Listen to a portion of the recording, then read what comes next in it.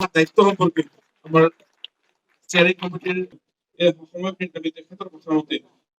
খুব ভাল ফলাফল আমি পাম আৰু এটা এডভান্টেজ আৰু আছে কি কয় গোটেই অসমৰ মানুহ ইয়াত আমি তিনিটাত সোমাই যাব পাৰিম সেইখিনিও আমি লেণ্ডিং কৰাই দিম কাৰণে আমাক লাগিব সেই মানসিকতা আপোনালোকে আপোনালোকৰ ৰণকৌশল প্ৰস্তুত কৰক মইতো যিটো দেখিছো নৰেন্দ্ৰ মোদী ডাঙৰীয়াৰ আগত BPF কোনো ক্ষেত্ৰৰ নহয় আমি তৃতীয়বাৰৰ কাৰণে প্ৰধানমন্ত্ৰী পদত নৰেন্দ্ৰ মোদী ডাঙৰীয়াক অধিষ্ঠিত কৰিব নোৱাৰো সেই নিমিত্তে সন্মানৰ 1 নং ST কোকৰাঝাৰ সমষ্টিৰ ভোটাৰ ৰাইজে বিকাশৰ আধাৰত মোদী ডাঙৰীয়াই যিদৰে মান সন্মান দিছে মাননীয় মুখ্যমন্ত্ৰী ডক্টৰ হিমন্ত বিশ্ব শৰ্মা ডাঙৰীয়াৰ লগতে আমাৰ BTC চিফ প্ৰমোদ বড়ো ডাঙৰীয়াৰ বলিষ্ঠ নেতৃত্বত আজি BTCৰ আটাইকেইখন জিলাত যিদৰে কাম কাজ হৈছে নিশ্চিতভাৱে এই অঞ্চলৰ ৰাইজে বিকাশৰ ধাৰাৰ লগত থাকি ভাৰতীয় জনতা পাৰ্টি UPPL আৰু অসম গণ পৰিষদ যি মিত্ৰ গোষ্ঠীৰ প্ৰাৰ্থী জয়ন্ত বসুমতাৰী ইয়াতে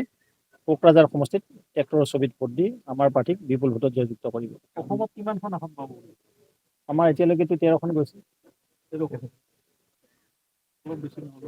14খন আছে 13খন আমাৰ ইতিমধ্যে আমি 13খন পাবলৈ আমাৰ এটা সমীক্ষা আগবাঢ়ি গৈছে কোকৰাঝাৰ সমষ্টিক দুবাৰকৈ প্ৰতিনিধিত্ব কৰা নৱ কুমাৰ পুৰণীয়া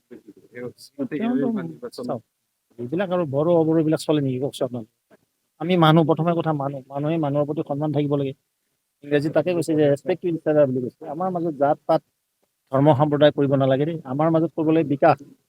যিদৰে নৰেন্দ্ৰ মোদী ডাঙৰীয়াই 4টা স্তম্ভলৈ কাম কৰিছে 4টা সম্প্ৰদায় বুলি কৈছে কি বুলি কৈছে যুৱক যুৱতী মহিলা কৃষক বন্ধু অন্নদাতা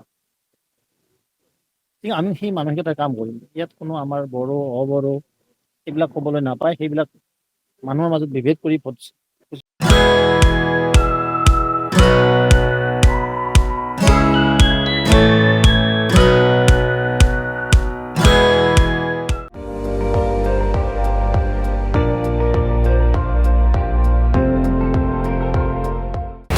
আপুনি চাই আছে ND24 সৰ্বশ্ৰেষ্ঠ নহয় সৰ্বোত্তমৰ দৌৰত